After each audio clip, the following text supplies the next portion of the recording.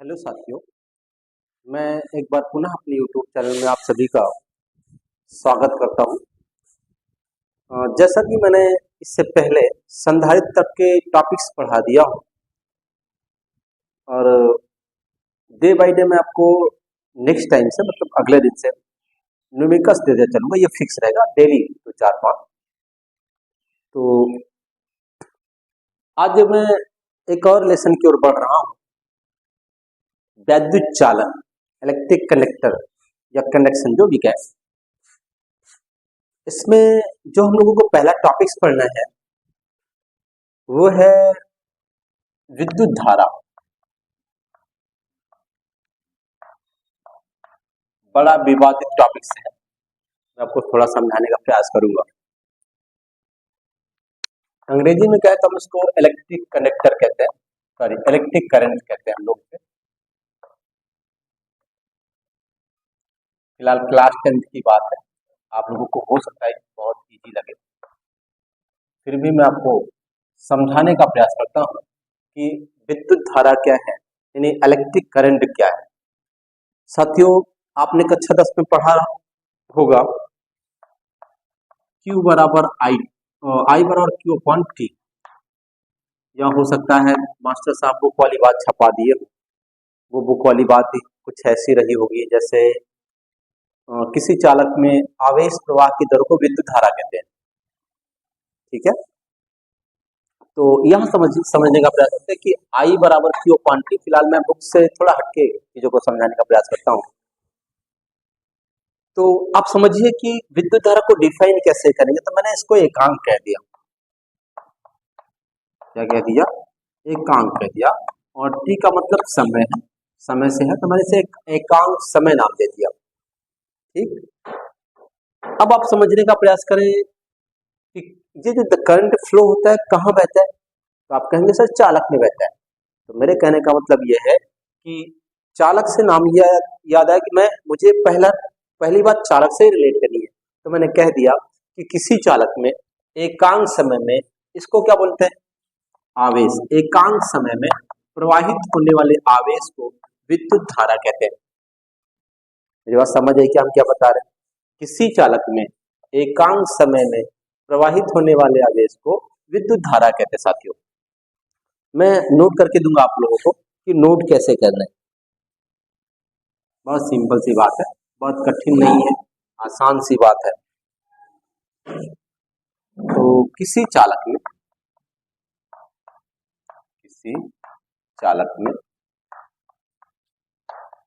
एकांक समय में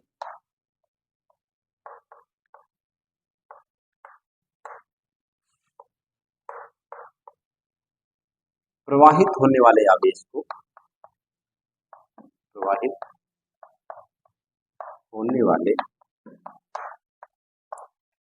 आवेश को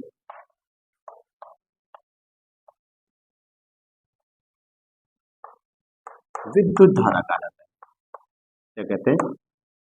विद्युत धारा कहते हैं।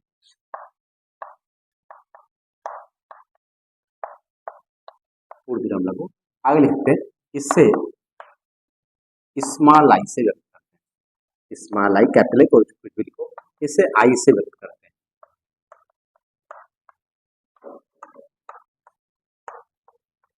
ठीक, तो कुछ इस तरह से बातें रही कि किसी चालक में एकांक समय में प्रवाहित होने वाले आवेश को विद्युत धारा कहते हैं, और इसे हम लोग आई से शो किया करते हैं। मैं आपको और आगे ले चलता हूँ। आप लिखेंगे, यदि किसी चालक में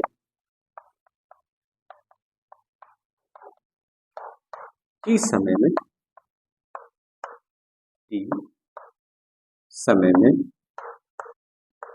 प्रवाहित होने वाला आवेश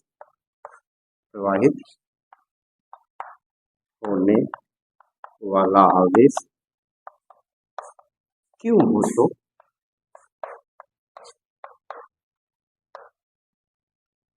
तो विद्युत धारा I equal to Q upon T पढ़ते हैं। ये ठीक,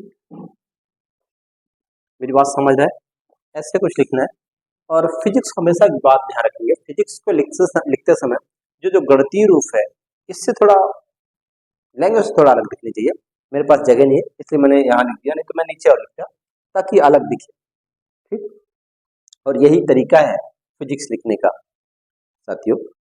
अब देखें आगे मैं आपको ले चलता हूँ, इसको इरेज करूंगा। ठीक,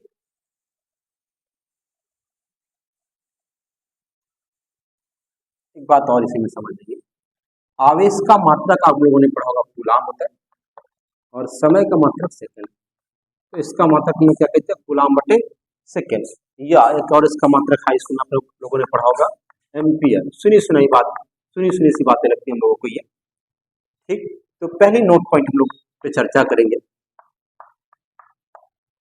ठीक है ना, पहले नोट पॉइंट पे हम लोग जब चर्चा करेंगे तो हम आपको ये समझाने का प्रयास करेंगे कि इसका मात्रक क्या हो करता है। इसका मात्रक, किसका मात्रक बात करें हम लोग, विद्युत धारा का। इसका मात्रक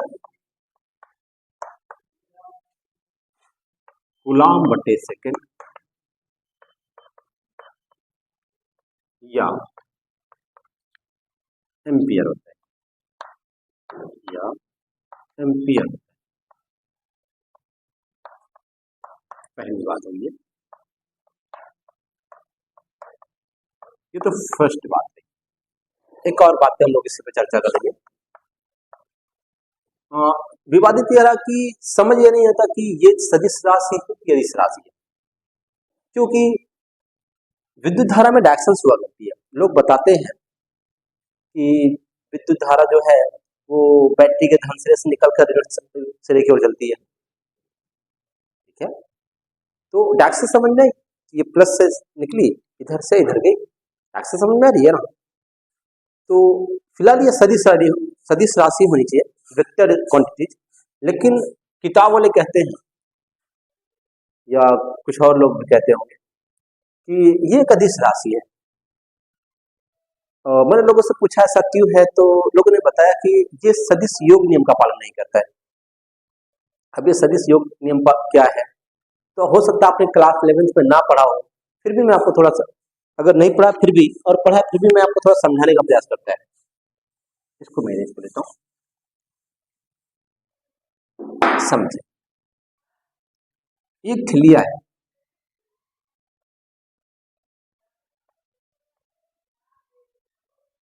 क्या है, थिलिया है। आपने एक फोर्स इधर से लगाया 5 न्यूटन का, एक फोर्स इधर से लगाया 5 न्यूटन का बल। अब वो इधर से भी लगाया इधर से, बताओ थिलिया किधर जाएगी, लोगों को नहीं पता है। थिलिया इधर आएगी, अबे लो, थिलिया ना इधर जाएगी ना उधर जाएगी, बीच में रुकी रह जाएगी। ये तो गांव वाले किसी आदमी से तभी बता देता। तो बराबर इधर से भी ढेले इधर से भी ढेले, दो विपरीत बल कार्य किए, बराबर काम किए, परिणामी बल शून्य। ठीक है, ये शून्य हो गया। तो ये समझ आया कि ये सदिश योग नियम का पालन करता है। ये दो विपरीत बल जुड़ करके जीरो हो जा रहे थे, विपरीत और समान बल, जबकि विद्युत धारा इस नियम का पालन नहीं करती है। जैसे मैं आपको समझाने का प्रयास करूंगा, तो मैं इसको इरेज कर देता हूँ, पहले क्या समझाता हूँ। आप सपोज करो कि 6 एम्पियर का करंट इधर से गया, एक इधर आया। मैं सपोज करता हूँ कि इधर एक बल्ब लगी है, एक बल्ब इधर लगी है। ठीक, बल्ब बनी नहीं है फिलहाल, फिर भी आप लोग समझ नहीं दीजिएगा। ये बल्ब बन गए, एक बल्ब इधर लगी है, एक बल्ब इधर लगी है, और दोनों की पावर बराबर है। दोनों की पावर बराबर, तो आपको पता है कि अगर दोनों साइड बराबर वाट की बल्ब लग रही है, इन दोनों में प्रतिरोध सेम सेम है, रेजिस्टेंस सेम सेम है, तो करंट जो है रेजिस्टेंस का आपसे बढ़ता है, यानी प्रतिरोध के हिसाब से। तो अगर ये दोनों सेम सेम, तो 3 एम्पियर का करंट इधर जाएगा, 3 एम्पियर का करंट इधर जाएगा। अब जो करंट है एक इधर गया, बराबर के इधर गया, जैसे फोर्स इधर भी लग रहा था इधर भी लग रहा था, दो दिशा में बढ़ रहा था, ये भी दो दिशा में बढ़ रहा है। अब इस हिसाब से परिणामी बल शून्य, तो परिणामी करंट भी शून्य हो जाना चाहिए। नहीं समझ आई, जैसे इसका परिणामी बल शून्य आया, न ठेलिया इधर गई न उधर गई, इसी तरह से परिणामी करंट यानी विद्युत धारा भी शून्य हो जानी चाहिए, बल्ब जलनी नहीं चाहिए, जबकि ऐसा होता नहीं है। तो हम लोग कहते हैं कि जो विद्युत धारा है वो सदिश योग नियम का पालन नहीं करती है, इसलिए इसे हम लोग अदिश राशि कहते हैं। ठीक है साथियों, तो ये बल्ब फिर भी जलती रहती है, पालन नहीं करती है, इसलिए गलत है। तो हम इसके कहते हैं कि भैया ये सदिश नहीं है, ये अदिश है, क्योंकि ये सदिश योग के नियम का पालन नहीं करती है। आप लिखें यह, वो नोटंकी लिखने की जरूरत नहीं है, लिखे यह एक अदिश राशि है, अदिश राशि है, हो गया। इतनी बात लिखने के लिए इतनी नोटंकी मैंने आपको सामने रखी। एक पॉइंट और हम लोग चर्चा करेंगे, एक टॉपिक्स पर चर्चा करेंगे, मैं इसको मिटाऊंगा। नेक्स्ट टॉपिक्स और है, एक एम्पियर किसे कहते हैं। बहुत सिंपल सी बात है, देख लेते हैं। आई बराबर क्यू अपान टी, इसको मान एक, इसका मान एक, तो बताओ धारा कितनी, एक को एक से डिवाइड करो, एक एम्पियर। आप कह सकते हैं यदि किसी चालक में एक सेकंड में यानी एकांक समय में प्रवाहित होने वाला आवेश एक कूलाम हो, उसमें बहने वाली जो धारा होगी उसे हम एक एम्पियर कह सकेंगे, या उसे हम एक एम्पियर कहेंगे। ठीक है, फिर से समझ लीजिए, यदि किसी चालक में एक सेकंड में प्रवाहित होने वाला आवेश एक कूलाम हो, दोनों का नंबर एक करते हैं, इसका भी नंबर एक, इसका भी नंबर एक। ठीक, प्रवाहित होने वाला आवेश कितना, एक कूलाम हो, उस चालक में जो बहने वाली धारा होगी, जो करंट होगा वो एक एम्पियर कहलाएगा। ठीक है,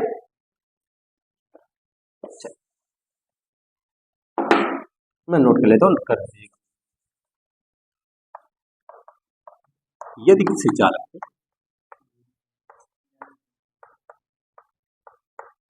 यदि किसी चालक में यदि किसी चालक में एक सेकंड में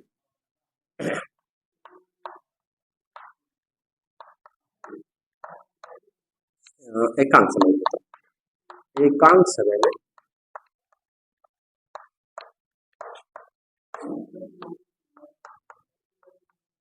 प्रवाहित होने वाला आवेश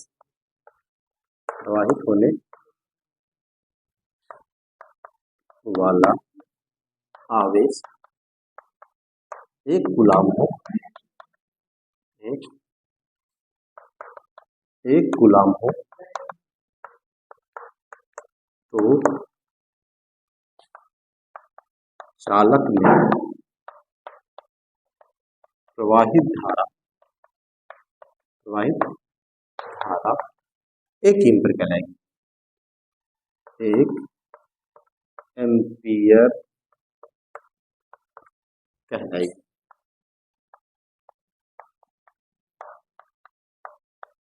ठीक, ये रही आपकी। ठीक है, इतनी बात रही।